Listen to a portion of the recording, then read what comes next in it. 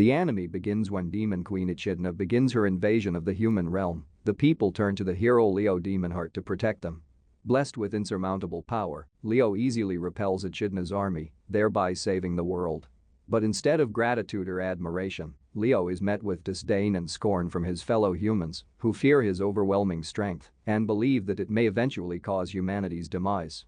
Banished from the kingdom he once called home, Leo wanders aimlessly throughout the land until, one day, he hears rumors of Echidna's efforts to rebuild her army. Hoping that demonkind might accept him as an ally, he returns to the Demon Queen's castle and offers Echidna his help. Naturally, Echidna immediately rejects him. Still, not all hope is lost, as Leo manages to convince Echidna's 4 generals, Lily, Steina, Melons, and Edward, to let him secretly work under their supervision. Donning the identity of a masked dark knight named Onyx, Leo solves the demon army's problems one by one, gradually improving the quality of life around the castle. Then Onyx is invited by Echidna to eat with her, where Echidna gets really drunk and thankfully does not recognize Leo. While they were enjoying bottles of wine, Leo started asking her more and more about the war indirectly, and she opened up very comfortably with him. This exposed Leo to Echidna's softer side and showed him that she is a great leader who cares for her people. As they were talking, Lily and Steina ran up to them and told them that Melons has left a letter saying that they should not follow him as he has left, and another from Edward saying that he failed to train his army and is going to kill himself.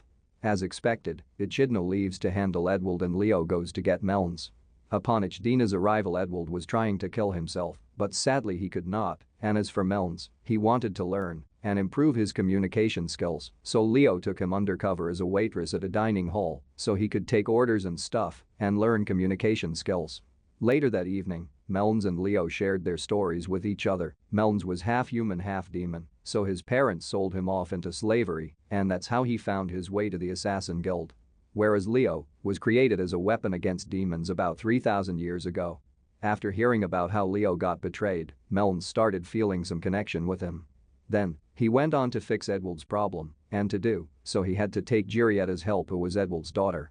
Edward had left the position as army general when his army failed to fight a strong enemy because they were not prepared, whereas Edward thought that they did not try hard enough as he had beaten that monster long back. After this he had made Giurietta the new general, but Leo realized that if he could be taught about his mistakes and given the right motivation, Edward would be back on track.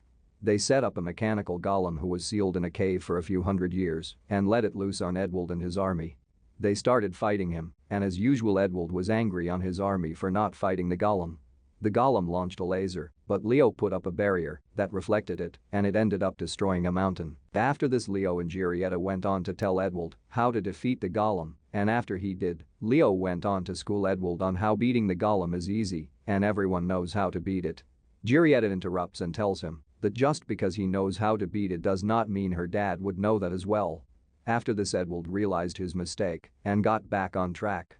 Then, while reading a book about the first demon portal opening, Leo was taken back in memories when he met Hybrid, a demon who was very wise, and felt pity for Leo as he would be stuck in a loop of defending humans, waiting for more threats, defending them and so on. If threats were finished, Leo's life would be worthless and he would have to create problems just so he could solve them. After this, he goes on to meet Echidna to receive his role as the 5th general, but before that Echidna gets to know that the demon portal was about to be closed, which would mean that they won't be able to get any more troops or resources. They tried keeping it stable, but the last option was only to get the Philosopher's Stone, something that would let Echidna turn the demon world into a lively place like the human world. Leo here revealed his identity, and as expected Echidna again lashed out at him. Leo told her that the Philosopher's Stone is at a mountain nearby, guarded by a strong enemy, and started taking them there. On the way, Leo and Echidna started getting along, playing with the snow and stuff. But once they got there was no enemy. Leo then told them that he is their enemy and the Philosopher's Stone is his heart. If they want it, they would have to rip apart his body and take it out. This shocks everyone, and they try to talk things out, but Leo starts attacking them. They fight back, but of course they could not do much. One after another, Leo slowly knocked off 3 generals, with only Steina and Echidna left. Echidna now had no other option but to use a spell her father taught her. She asks Steina to buy her some time and begins casting the spell, which if goes well, would disable all of Leo's powers for a few seconds. The spell works out, Leo was completely paralyzed and happy that things were finally going to end and the Philosopher's Stone will stay in the right hands. A lot of emotions later, Echidna ordered the generals to kill Leo and all of them used their attacks. Leo fell to the ground, dead, but what happened next? We will tell you that in a community post as the last episode is yet to come out. Subscribe to our channel if you want to follow up with this amazing story and make sure you like this video and comment your thoughts.